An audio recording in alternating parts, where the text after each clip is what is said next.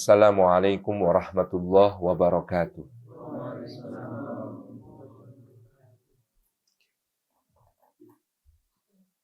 Alhamdulillah ya haqqa hamdih, alhamdulillah ya hamdan katsiran tayyiban mubarakan fi. Nahmaduhu wa nasta'inuhu wa nastaghfiruhu wa nastahdihi wa natubu ilaih.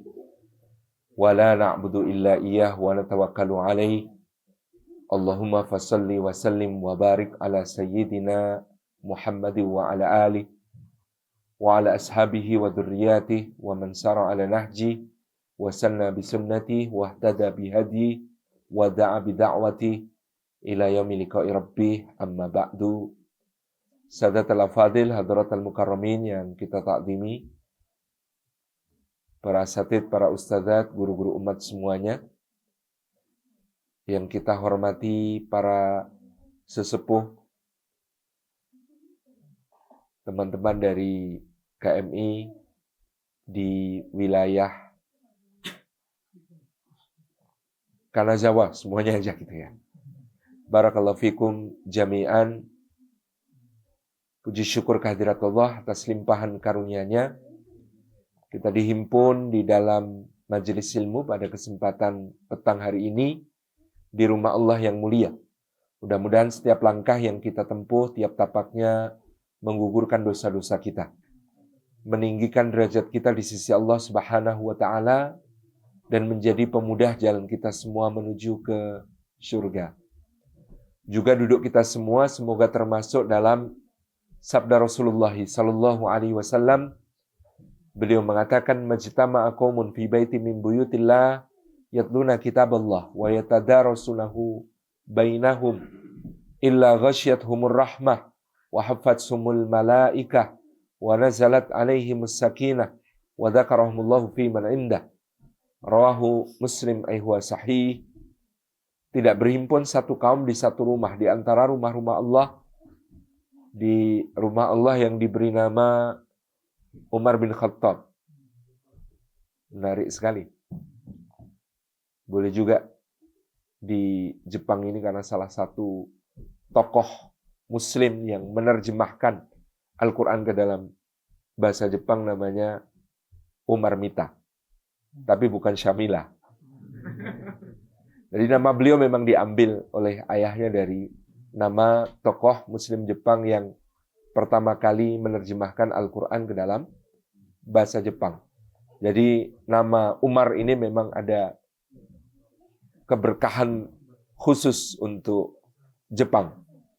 Meskipun ini namanya Umar bin Khattab. Mudah-mudahan jamaahnya tidak terlalu galak-galak begitu ya.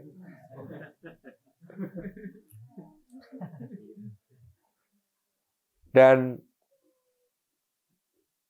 berhimpun di rumah Allah, yatluna kitab Allah, membaca ayat-ayat Allah, wa yatadarasunahu bainahum, dan mengkajinya di antara mereka, maka keadaan mereka itu, kata Nabi sallallahu alaihi wasallam, yang pertama, ghasyiyatuhumur rahmah, dilimpahi rahmatnya Allah Subhanahu wa taala. Mudah-mudahan kita makhluk yang sangat menghajatkan rahmatnya Allah ini, dengan majelis ilmu ini dilimpahi rahmat Allah. Yang kata Nabi sallallahu alaihi wasallam, rahmat Allah itu 100 bagian.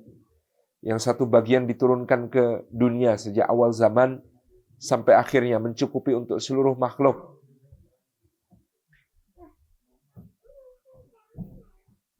Maka dia adalah zat yang Ar-Rahman, Maha Pengasih, kasihnya tidak pilih-pilih. Sedangkan 99 bagian dikhususkan bagi orang yang beriman dan bertakwa, digenapkan sempurna nanti di akhirat, di dunia dicicip-cicipkan dalam ketaatan-ketaatan. Maka dia adalah Ar-Rahim, zat yang Maha Penyayang, yang sayangnya tiada batas berbilang. Maka dulu para sesepuh kita mengatakan, jangan senang dulu kalau dikasih, karena dikasih belum tentu disayang. Tapi kalau disayang, biasanya dikasih. Kalaupun tidak dikasih, pasti karena sayang. Jadi kalau dikasih, jangan senang dulu, karena belum tentu disayang. Dikasih itu belum tentu disayang. Karena Fir'aun dikasih kekuasaan tapi tidak disayang, Qarun dikasih kekayaan tapi tidak disayang, Abu Lahab diberi nasab mulia tapi tidak disayang. Tapi kalau disayang biasanya dikasih. Maka Rasulullah Muhammad SAW disayang Allah dan dikasih Allah dalam batas-batas tertentu. Karena klausul ketiga, kalaupun tidak dikasih, pasti karena sayang. Jadi kalau anak kita umur 3 tahun, 4 tahun, minta korek api, petasan, pisau, gunting, dikasih tidak? Tidak. Kenapa kok tidak dikasih? Pasti karena sayang. Gitu. Masya Allah. Tabarakallah. Jadi, ini rahmat Allah yang kita harapkan. Yang kedua, wahafat sumul malaikah. Malaikat menaungkan sayapnya kepada mereka, memohonkan ampunan sepanjang majelis. Begitu majelis selesai, maka menghadap kepada Allah Subhanahu wa taala, melaporkan nama kita dan memintakan surga dan perlindungan dari neraka untuk kita, dan akan tinggal di sisi Allah sampai tibanya yaumul hisab bagi kita, dan pada yaumul hisab berdiri sebagai pembela bagi kita. Jadi rajin datang majelis ilmu itu termasuk upaya melakukan rekrutmen tim pembela. Karena setiap kali majelis berbeda, maka malaikat yang datang berbeda lagi. Bahkan dalam hadis lain diterangkan malaikat jenis ini, yaduruna bainas samawati wal ard, yang selalu berada di antara langit dan bumi, jumlahnya lebih banyak daripada malaikat pencatat amal. Jumlahnya lebih banyak daripada 2 kali lipatnya manusia. Jadi, Masya Allah, tabarakallah, dia banyak sekali, maka yang bermajelis ilmu hakikatnya sedang menghimpun banyak-banyak tim pembela kelak di hadapan Allah. Yang ketiga, wa nazalat alaihimus sakinah, ketentraman turun karena tentramnya orang mukmin itu berawal dari ala bidzikrillahi tatmainnul qulub, mengingat Allah Subhanahu wa taala. Kalau ingat makhluk itu gelisah. Di Indonesia juga begitu. Ingat kendaraan sendiri juga gelisah, apalagi ingat cicilannya. Gitu. Ingat rumah juga gelisah. Gitu.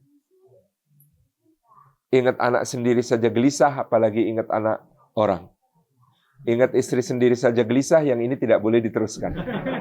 Gitu kan? Jadi ingat makhluk itu menggelisahkan. Tapi kalau ingat Allah, menenteramkan. Karena Allah itu lebih maha kuasa daripada semua kesulitan kita. Allah itu lebih maha besar daripada semua yang kita khawatirkan. Allah itu lebih maha adil daripada semua kerugian yang kita rasakan. Allah itu lebih agung daripada semua kesedihan kita. Apa yang dijanjikannya jauh lebih besar dari semua kepahitan yang kita rasakan. Atau ketakutan terhadap apa yang ada di depan. Maka orang mukmin itu dengan ingat Allah itu sakinah. Dan sakinah itu makna kebahagiaan hakiki, kata Allah. Bahagia itu konsepnya bukan banyak senang-senang. Karena banyak orang yang banyak senang-senangnya tetap tidak bisa menghilangkan kesedihan-kesedihannya. Tetapi bahagia itu kata Allah dalam Al-Quran, la khaufun alaihim walahum yahzanun. Ketika dia tidak terlalu khawatir tentang apa yang akan terjadi dan tidak terlalu bersedih tentang apa yang sudah terjadi. Itu bahagia. Kalau dalam ilmu kritik seni itu karya seni yang baik bukan yang banyak dipuji, tetapi yang sulit dikritik. Iya, betul, gitu ya. Karya seni yang bagus itu bukan yang banyak dipuji, tetapi yang sulit dikritik. Sama, bahagia itu bukan banyak senang-senang, tapi yang tidak terlalu khawatir tentang masa depan, tidak terlalu bersedih tentang apa yang sudah terjadi. Yang keempat, wa dzakarahumullahu fi man indah. Ngumpul seperti ini, Allah menyebut nama kita semua, disebut-sebut dengan bangga pada makhluk-makhluk mulia yang ada di sisinya. Dan mudah-mudahan dengan begitu kita termasuk orang-orang yang lebih terkenal di langit daripada di bumi. Lebih terkenal di surga daripada di dunia. Karena kalau terkenal di dunia itu menyusahkan dan cepat hilang. Menyusahkannya baru check-in, petugas check-in minta selfie. Ketika nunggu di ruang tunggu, tiba-tiba banyak orang yang diem-diem ngambil videonya untuk distorikan. Kehidupan privasinya itu sangat terganggu gitu. Wong ketemu di toilet saja difoto. Gitu ya. Nanti pas boarding kebetulan dapat duduknya di belakang sepanjang lorong gitu ya. Harus mengganggu. Apalagi ditanya, ingat saya enggak? Aduh, nginget-ngingetnya itu berat gitu. Itu terkenal di dunia itu merepotkan. Dan cepat hilang. Cepat hilang. Ada yang setahun yang lalu, Masya Allah itu live-nya di TikTok, live-nya di IG, live-nya di Shopee bahkan itu. Itu ditunggu-tunggu orang. Gitu. Luar biasa disimak oleh ratusan ribu. Gitu ya. Kemudian beliau meninggal. Sekarang udah nggak pernah live lagi. Nggak ada live dari alam kubur soalnya itu. Dan orang juga sudah lupa. Orang juga sudah tidak memperhatikan. Orang juga tidak merasa kehilangan. Dia sudah begitu cepat tergantikan oleh yang lain gitu. Dan sejarah hidupnya tertulis hanya 3 baris, nama fulan, lahir tahun sekian, wafat tahun sekian. Cepat sekali. Jadi kalau orang nyari kok perhatiannya manusia, kekagumannya manusia, itu melelahkan sekali. Sudah melelahkan, dapat nanti lebih lelah, dan ternyata cepat hilang. Tetapi begitu terkenal di langit, Allah mencintai. Lalu Allah memanggil Sayyidina Jibril alaihissalam. Wahai Jibril, aku mencintai si fulan. Kamu harus cintai fulan. Lalu Jibril pun mencintai fulan. Lalu dia panggil seluruh penduduk langit. Wahai penduduk langit, sesungguhnya Allah mencintai fulan. Dan aku mencintai si fulan karena Allah. Maka kalian semua harus mencintai fulan. Maka hanya soal waktu. Cinta yang semacam itu nanti turun kepada penduduk bumi. Bukti paling mudah itu ya. Nama yang akan banyak disebut bulan ini. Nabi Ibrahim alaihissalam. Zaman beliau hidup, itu yang kenal kira-kira banyak atau sedikit? Sedikit. Ya dari yang kenal itu, yang sayang banyak atau sedikit? Jelas lebih sedikit. Orang Namrud nggak sayang sama beliau. Warga kampungnya aja nggak sayang sampai beliau dibakar gitu kan. Itu kan sedikit sekali yang sayang sama beliau. Yang mendoakan sedikit lagi. Tetapi hari ini ribuan tahun sesudah beliau tidak lagi ada di dunia, kira-kira ada berapa ratus juta ucapan kama shallaita ala Ibrahim wa ala ali Ibrahim, kama barakta ala Ibrahim wa ala ali Ibrahim. Setiap hari. Setiap hari. 5 kali. 9 kali. Karena tiap tasyahud dibaca. Dulu beliau diminta Allah, wa'adzin fin nasi bil haji, panggil manusia untuk berhaji wahai Ibrahim alaihissalam. Ibrahim bilang, bagaimana aku memanggil mereka ya Allah? Mungkin kalau sekarang, wah nggak punya akun Instagram, nggak bisa broadcast WhatsApp gitu kan, nggak punya akun fanpage Facebook gitu. Gimana aku memanggil mereka ya Allah? Kata Allah, tugas kamu memanggil aku yang mendatangkan. Hari ini memenuhi panggilan Nabi Ibrahim, daftar di Provinsi Daerah Istimewa Yogyakarta, antrinya 35 tahun. 35 tahun. Sulawesi Selatan, Kalimantan Timur, Kalimantan Selatan, Riau. Lebih dari 40 tahun. Ya kan? Masya Allah. Itu panggilannya Nabi Ibrahim. Kayak apa dahsyatnya. Orang yang waktu hidup nggak terkenal amat beliau itu. Tapi karena terkenal di langit, hari ini Allah kenalkan dia kepada seluruh warga bumi. Sampai Quran mengatakan tidak ada yang membenci Ibrahim alaihissalam illa man safiya nafsah. Kecuali ya bodoh gitu. Dia membodohi dirinya sendiri. Ibrahim alaihissalam. Beberapa hari lagi, entah berapa unta, kambing, sapi yang akan bersimbah darah gara-gara beliau itu. Gara-gara manusia sedunia mengikuti apa yang beliau lakukan sebagai sunnah kebaikan di sisi Allah. Taqarrub ilallah. Ini kan sebuah tanda kebesaran. Ya, sebagai muqaddimah menyebut-nyebut Ibrahim alaihi salam, tentu bagian dari saksikan bahwa aku seorang muslim. Karena Al-Qur'anul Karim yang menyebutkan kepada kita huwa sammakumul muslimina min qabl wa fi hadha. Dan Allah lah yang memberi kalian nama sebagai muslim sejak dulu dan juga di dalam Al-Qur'an. Dan di dalam Al-Qur'an secara eksplisit orang yang pertama kali diperintahkan Allah untuk aslim. Berserah dirilah engkau adalah Ibrahim alaihissalam. Maka bagi kita, pertama-tama dalam saksikan bahwa aku seorang muslim, kenapa Quran memerintahkan faqul ishhadu bi anna muslimun, maka katakanlah olehmu, saksikan bahwa kami adalah orang-orang yang muslim, yang berserah diri kepada Allah Subhanahu wa taala. Ini terkait dengan Ibrahim alaihissalam sebagai sebuah kesadaran identitas.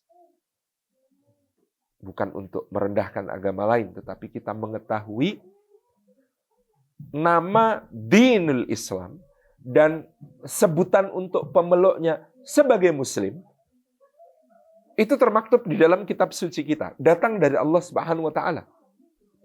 Sementara hampir semua agama lain, nama ajaran dan nama pemeluknya itu disebut oleh manusia. Kita akan kesulitan bertanya kepada para penganut berbagai agama, kenapa Anda disebut sebagai seorang, misalnya Kristen Katolik, Kristen Protestan, seorang Hindu, seorang Buddha? Karena tidak akan ada ditemukan di dalam kitab sucinya. Sehingga ahli kitab Yahudi di Madinah pada suatu hari mendatangi Sayyidina Umar bin Khattab radhiyallahu anhu dan kemudian mengatakan, wahai Umar, ada satu ayat di dalam Al-Quran yang seandainya ayat itu turun kepada kami, niscaya kami jadikan hari turunnya ayat itu sebagai hari raya bagi kami. Sayyidina Umar mengatakan, ayu ayat yang mana? Kata mereka, ayat yang berbunyi, al-yawma akmaltu lakum dinakum wa atmamtu alaikum ni'mati wa raditu lakumul islam madina. Ayat yang menyatakan pada hari ini telah aku sempurnakan untuk kalian agama kalian, dan aku cukupkan untuk kalian nikmat-nikmatku, dan aku ridhoi Islam menjadi agama bagi kalian.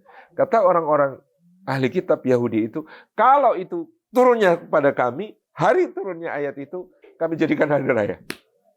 Kata Sayyidina Umar bin Khattab, demi Allah, aku menjadi saksi turunnya ayat itu kepada Rasulullah Sallallahu Alaihi Wasallam, dan tanpa kami jadikan sebagai hari raya pun Allah sudah menjadikannya sebagai hari raya, yaitu di hari Haji Akbar pada saat Haji Wada di tempat yang paling suci ketika Rasulullah Sallallahu Alaihi Wasallam berkhutbah di hadapan jamaah haji di Arafah. Ya. Ya.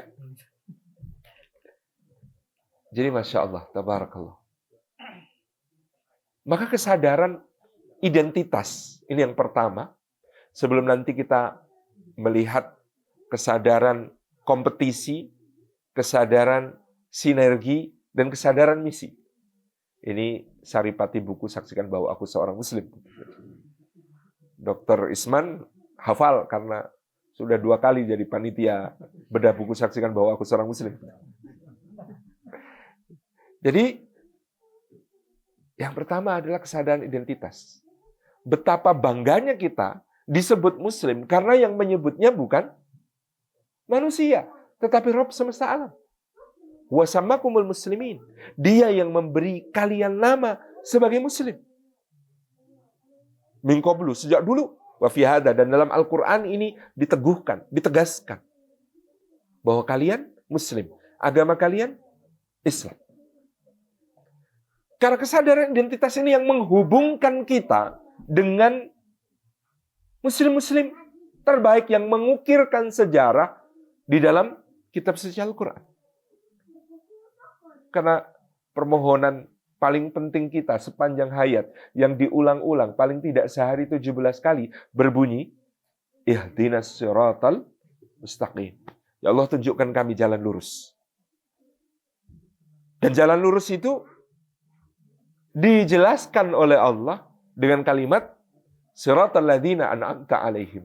Jalannya orang-orang yang engkau anugerahkan nikmat kepada mereka. Ghairil maghdubi alaihim waladdallin, bukan jalan orang yang engkau murkai, bukan jalan orang yang sesat.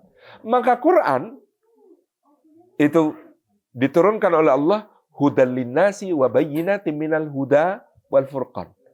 Sebagai petunjuk bagi manusia. Kalau cuma petunjuk, sebenarnya singkat Quran itu. Jalan lurus, jangan belok-belok. Belok kanan, jangan belok kiri. Kan clear. Yang namanya petunjuk itu simple. Tetapi Quran menjadi lebih panjang karena wabayyinatin minal huda wal furqan.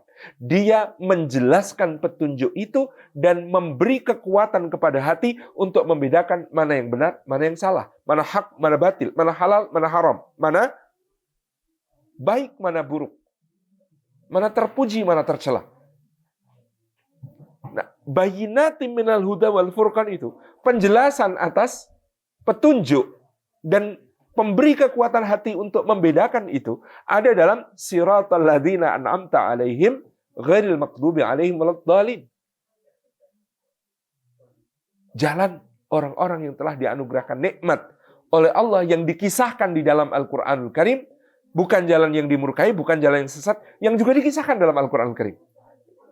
Maka dia adalah jalannya Adam, Idris, Nuh, Hud, Salih, Ibrahim, Lut, Ismail, Ishak, Yakub, Yusuf, Ayub, Syuaib, Musa, Harun, Dzulkifli, Dawud, Sulaiman, Ilyas, Ilyasa, Yunus, Zakaria, Yahya, Isa, sampai Muhammad alaihi wassalatu wassalam. Dan orang-orang yang beserta mereka, putih itu akan tampak lebih putih kalau jejer yang hitam.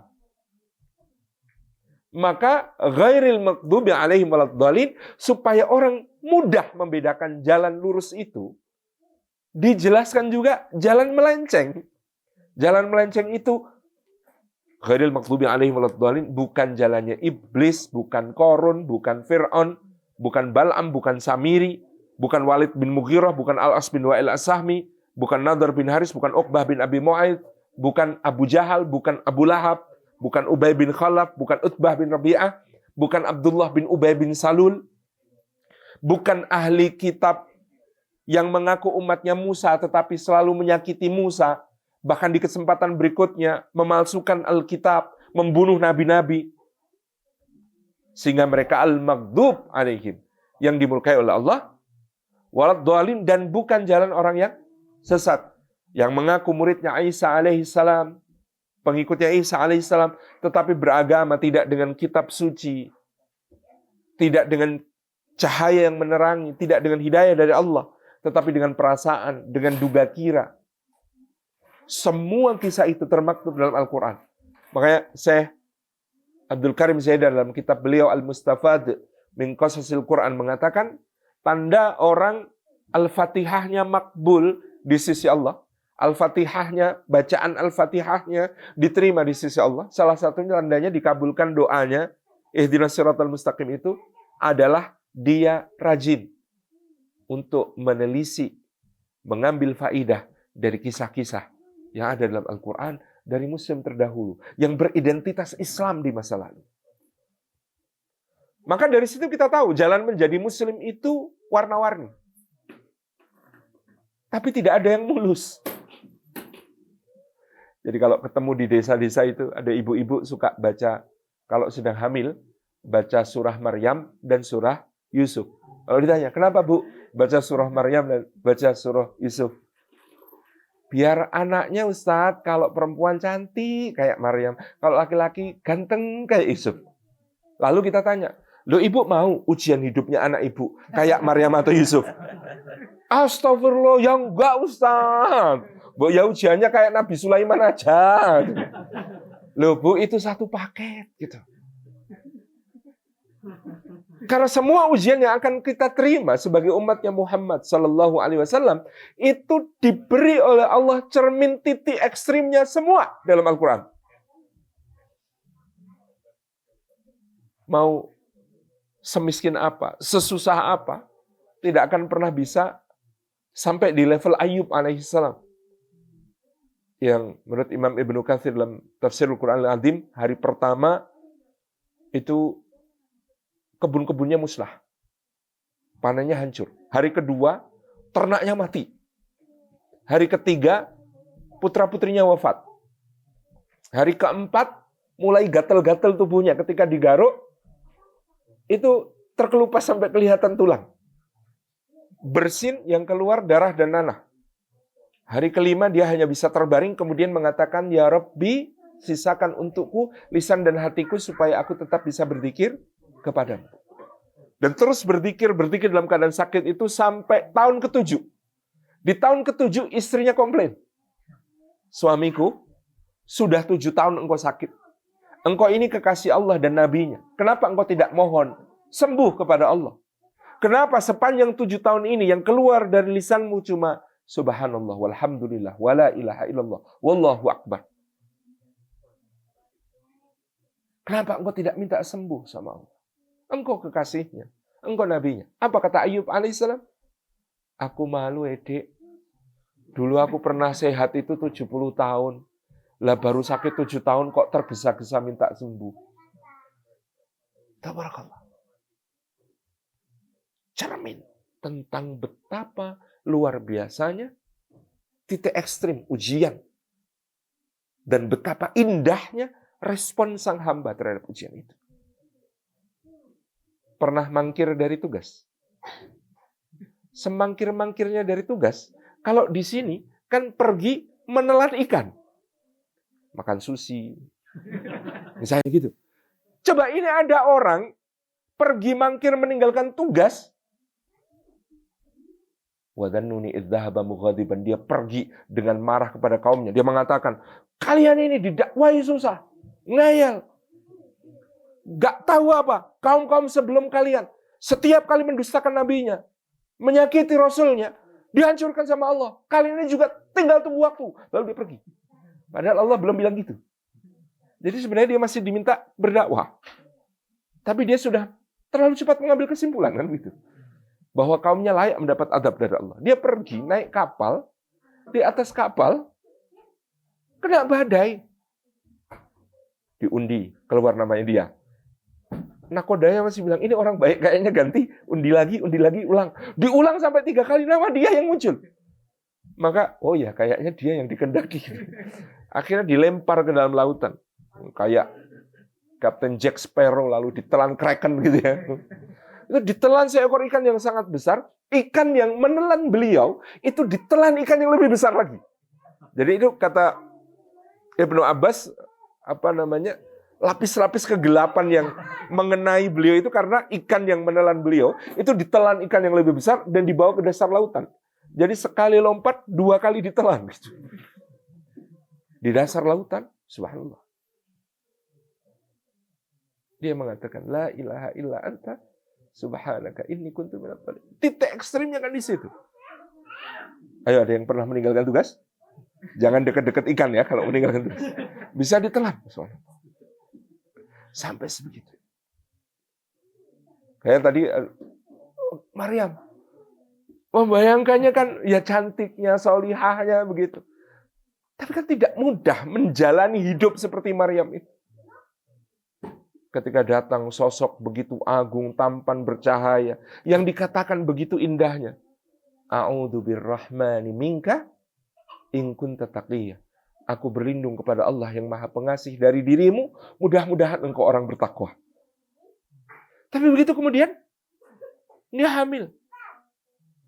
Tanpa disentuh seorang lelaki pun.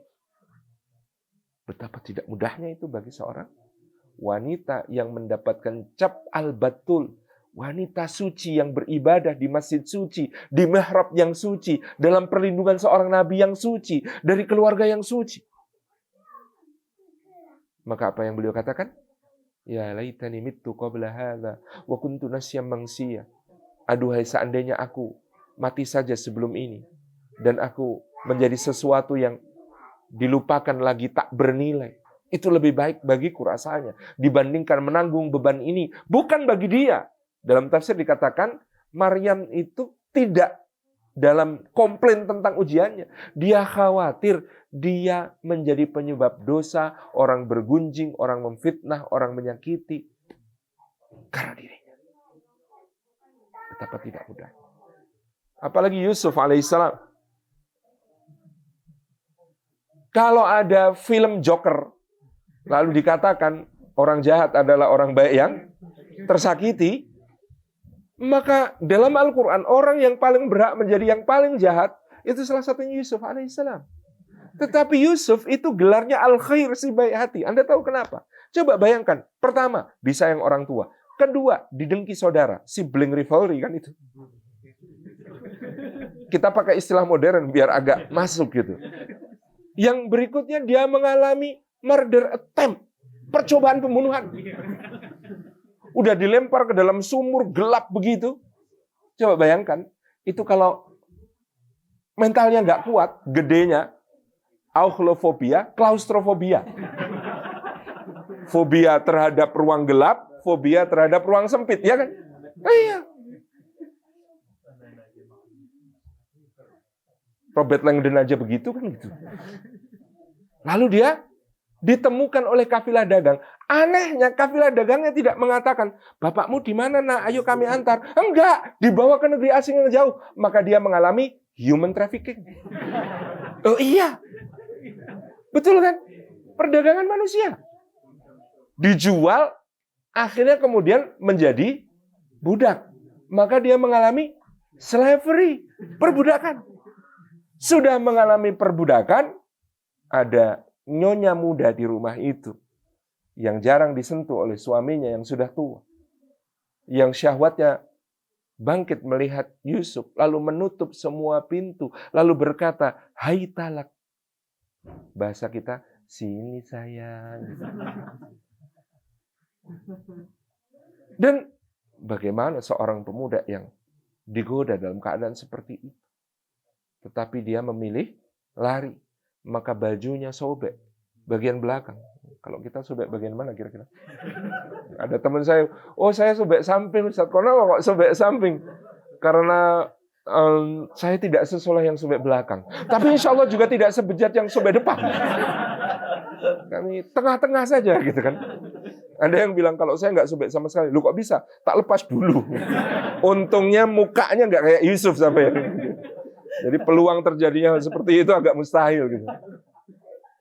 Maka dia mengalami sexual abuse.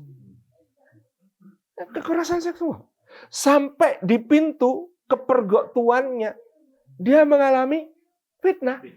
Coba bayangkan, makanya nanti suaminya ini kan mengatakan, "Inna kaidakunna adzim." Sesungguhnya tipu daya kalian itu besar sekali. Kenapa? Biasanya orang kalau kepergok itu ngomongnya nggak sinkron. Contoh, lagi manjat pohon mangga, ketahuan yang punya. Lagi ngapain di situ? Nyari kucing, Pak. Buat apa? Bikin rujak. Nggak nyambung gitu. Tapi wanita ini bohongnya lancar sekali. Seakan-akan semua sudah tersusun di sini. Dia mengatakan, "Apa balasannya bagi seseorang yang kamu sudah berbuat baik kepadanya, tetapi bermaksud jahat kepada aku? Kecuali kamu siksa dengan siksaan pedih, atau kamu penjarakan untuk waktu yang lama." Luar biasa. Di situ, siapa nama wanita ini? Zulaiha. Kita tahu dari tafsir. Quran tidak menyebut. Kenapa? Karena Allah itu maha santun. Kalau dosanya terang-terangan, bangga, pamer, itu disebut namanya. Contoh, tabat syada abila habiwa watab. Dosanya bangga, dipamer-pamerkan, ngajak-ngajak. Itu nggak punya malu, maka disebut namanya. Tetapi kalau wanita ini masih punya malu. Apa buktinya? Dia nutup semua pintu sebelum godain Yusuf. Berarti masih punya malu. Maka Allah jaga namanya. Nggak dibocorkan. Allah mengatakan Imra'atul Aziz. Terjemahnya oknum istri pejabat. Serius. Loh, Imra'atul Aziz itu terjemahnya oknum istri pejabat. Nah, si oknum istri pejabat ini bagaimanapun juga akhirnya jadi bahan gosip di kalangan ibu-ibu dharma wanita kerajaan Mesir. Ya. PKK lah, PKK. Sosialita itu. Dikatakan, si Imro'atul Aziz enggak banget. Masa sama budak tergoda? Selera macam apa itu? Enggak kayak kita dong, seleranya pangeran-pangeran. Ya enggak, gitu. Kata Imro'atul Aziz, kalian belum pernah lihat seperti apa laki-laki yang membuatku tergoda itu. Undang, kasih pisau, kasih buah, kupas-kupas, begitu. Yusufnya jalan di atas catwalk. Jreng. Teriris semua jari. Saya dulu ngiranya teririsnya itu ya begini. Hah? Gitu. Ternyata kata Quran, pakai lam, taukid, pakai musyaddadah, laqatta'na. Itu kalau diterjemahkan, itu ngirisnya begini. Luar biasa. Anda bayangkan, seperti apa puasnya Imro'atul Aziz bilang, tuh kan baru lihat sekali, udah ngiris-ngiris jari. Lah aku, lihat tiap hari. Objek balas dendam. Apa yang dialami berikutnya? Seksual harassment, kata orang Jawa, kata orang Jepang, sekohara. Sekohara. Seksual harassment. Apa yang terjadi? Kalimat Yusuf adalah, Rabbi sijnu ahabbu ilayya mimma yad'unani ilayhi. Ya Allah, sesungguhnya penjara lebih aku sukai daripada memenuhi apa yang mereka ajakkan kepadaku. Bayangin, diajak ngapain Yusuf? Sampai dia memilih masuk penjara aja. Sekohara. Luar biasa. Di penjara, dapat temennya didakwai. Apakah Tuhan-Tuhan yang macam-macam itu? Ada Osiris, Isis, Horus, Set, Anubis, dewa-dewa Mesir kan itu ya. Iya. Jadi kalau orang bahas Quran tapi ngerti sejarah kan jadi bisa nyebutkan gitu. Arbabun mutafarriqun gitu ya. Apakah dewa-dewa yang beda-beda itu gitu ya. Karena Mesir hulu nyembah Amun, Mesir hilir nyembah Ra gitu kan. Beda-beda. Itu. Apakah dewa-dewa yang berbeda itu yang lebih baik ataukah Allah yang esa dan tiada sekutu baginya? Didakwain. Setelah didakwain, kan yang satu selamat, yang satu dihukum mati. Kepada yang selamat kan titip, nanti tolong ya sebut saya di depan raja karena saya korban konspirasi. Saya ini mengalami kriminalisasi. Nggak salah tapi masuk penjara. Jadi tolong nanti sebut kasus saya. Dan temannya ini lupa untuk menyebut itu. Tahu berapa lama lupanya? Dalam kutipan dari Ibnu Abbas, dikatakan lupanya 7 tahun. Anda bayangin, dilupain teman selama 7 tahun. Nggak dikontak sama sekali. Padahal itu lupa apa kredit motor ya. Iya. 7 tahun. Di tahun ke-7 ketika negara menjelang krisis, baru kemudian temannya ingat, oh iya Tuan Raja, saya punya teman. Sampai lupa. Dan yang bikin saya lupa tuh setan. Memang waktu itu tuh kalau nyalain gampang ya, salahin setan itu. Gara-gara setan nih saya lupa, teman saya ini pinter orangnya. Oh, akhirnya kemudian dia tampil menjadi menteri negara, ngurusin krisis, mengatasi krisis. Sampai kemudian saudara-saudaranya datang dalam keadaan memelas karena tanah air mereka juga krisis gitu. Apa yang Anda rasakan ketika orang-orang yang menjadi sumber kesengsaraan Anda sepanjang hidup Anda ini datang? Kayak apa? Sudah gitu, saudara-saudaranya ini tanpa mereka sadari ngejek dia lagi, memfitnah dia lagi. Ketika adiknya dibawa, lalu ada timbangan emasnya masuk ke kantong adiknya, kan salah satu ngomong, wah iya ini nyuri, dulu kakaknya juga nyuri itu.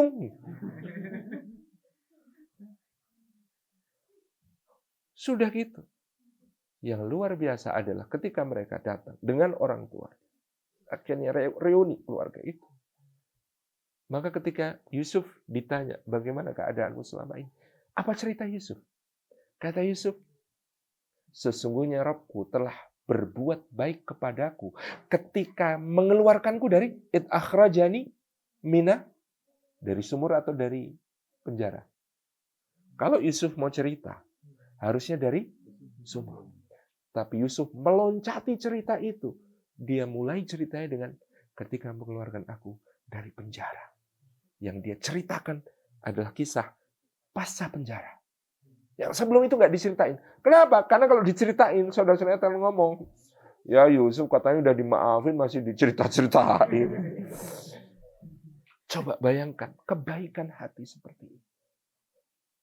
Maka ini disebut kisah terbaik oleh Quran. Kisah terbaik itu kisah yang berliku-liku. Kisah terbaik itu yang banyak warna-warninya. Yang kayak roller coaster. Nabi Yusuf alaihissalam. Kalau kisah Anda belum seberliku-liku ini. Inilah keindahan keagungan yang ada dalam Quran. Yang kisah Yusuf itu ditutup dengan kata-kata Qul hadhihi sabili. Rasulullah diminta untuk mengatakan, inilah jalanku. Sama kayak Yusuf. Sama kayak nabi-nabi yang lain. Sama kayak Musa. Pernah jadi ketua organisasi. Rasanya pahit banget karena anak buahnya brengsek semua. Anda harus banyak-banyak baca cerita Nabi Musa. Mana ada kisah sepahit Musa untuk jadi pemimpin. Gimana kaumnya ini? Sudah melihat semua keajaiban, melihat tongkat jadi ular, melihat tangan bercahaya, melihat tukang sihir dikalahkan, melihat negaranya Firaun dilanda 3 krisis. Ada belalang, ada kata, ada darah, ada macam-macam. Dan semuanya diangkat dengan doanya Musa. Melihat lautan terbelah, melihat Firaun ditenggelamkan, mereka selamat sampai ke tepi. Udah lihat itu semua. Sampai di tepi, lihat ada orang nyembah berhala. Kok kita nggak punya kayak gitu Musa? Bikin dong. Kata Musa, bal antum qaumun tajhalun. Geblek semua memang. Turun makanan kepada mereka dari langit langsung. Manna wasalwa. Manna itu makanan yang lebih lembut dari susu, lebih manis dari madu, lebih sejuk dari salju. Kan saya dulu ngaji tafsir pertama, yang saya bayangkan es krim, ya Allah. Lebih lembut dari susu, lebih manis dari madu, lebih sejuk dari salju.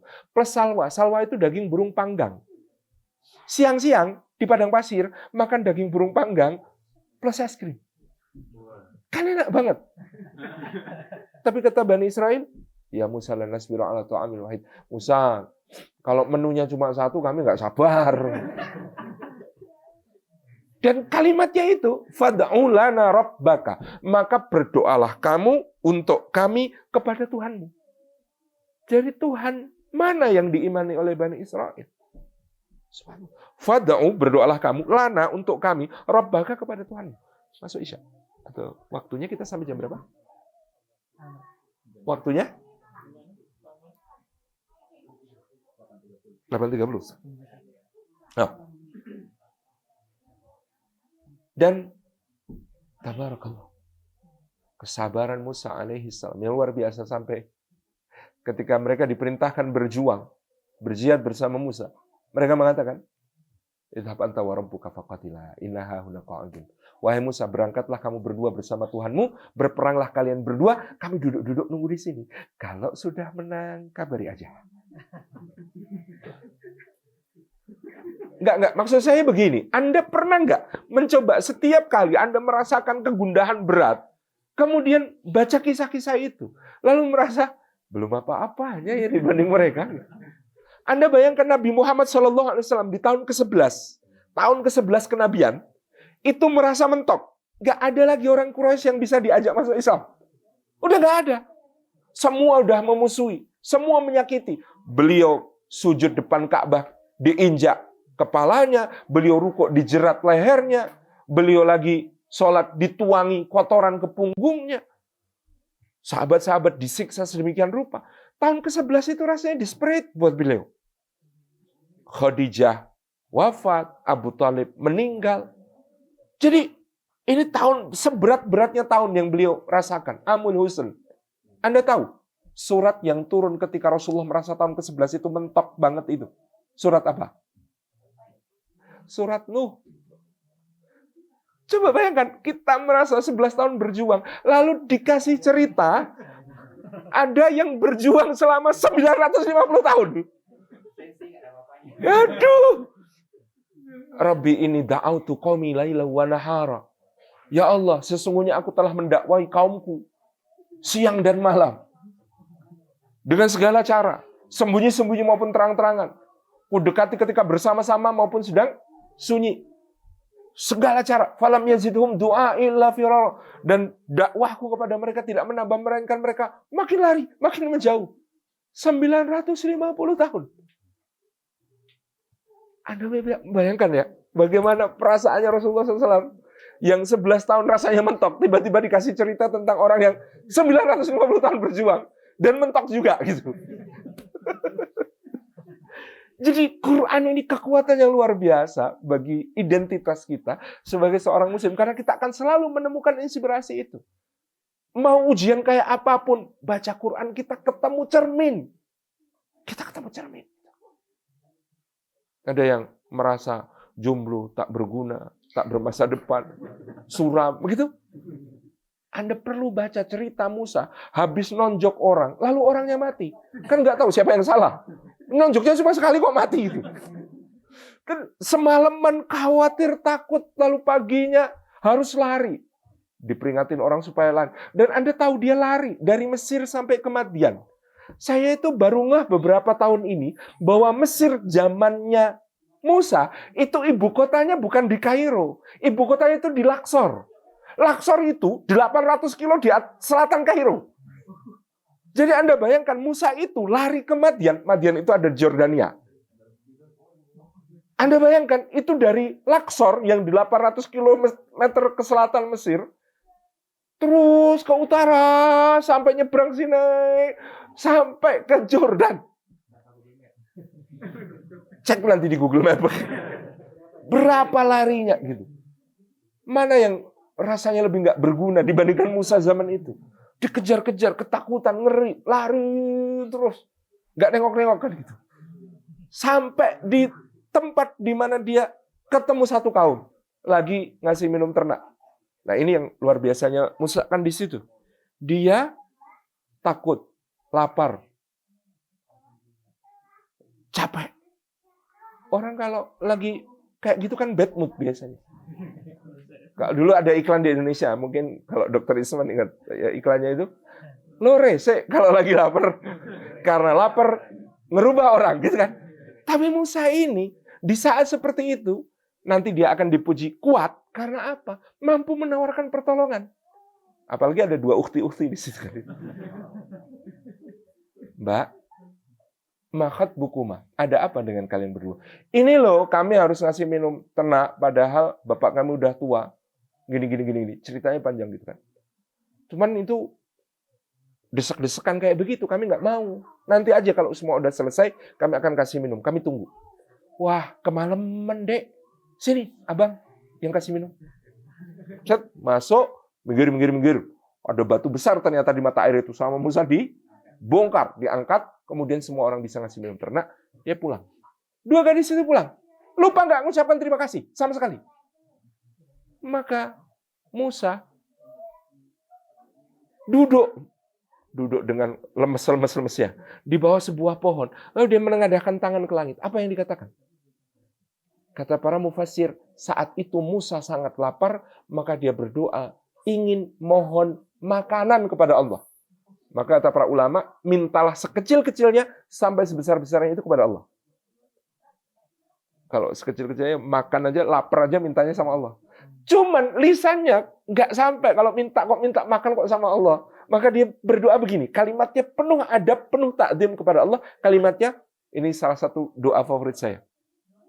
Rabbi inni lima anzalta ilayya min khairin faqir. Ya Allah, sungguh aku terhadap apapun yang Engkau turunkan di antara kebaikan, aku sangat fakir. Aku sangat memerlukan. Motivasinya lapar, mintanya makan, doanya penuh adab, penuh sopan. Maka apa yang didapat? Salah satu dari dua gadis itu datang lagi. Bang, dipanggil bapak, bang. Siap. Dia jalan, kemudian dia bilang, Dek, jalan di belakang abang. Abang di depan, kasih petunjuk kalau belok dengan tepukan. 1 kali tepuk belok kanan, 2 kali tepuk belok kiri. Kenapa? Karena saya tidak terbiasa berjalan di belakang seorang perempuan dan saya khawatir mata saya berkhianat. Coba bayangkan. Maka dia nanti akan disebut qawi, kuat, amin, terpercaya. Jalan. Sampai di tempat si bapak ditanya, gimana ceritanya? Maka suratnya disebut surat Al-Qasas, karena yang cerita Musa, cerita tentang segala kehidupan di Mesir. Apa yang didapat di situ? Dia tadi lapar, minta makan, maka dapat makanan. Bukan cuma itu, dapat perlindungan. Najauta min qaumidz dzalimin. Di sini aja, engkau sudah selamat dari kaum yang zalim. Yang ketiga, dapat kos-kosan, tinggallah di sini.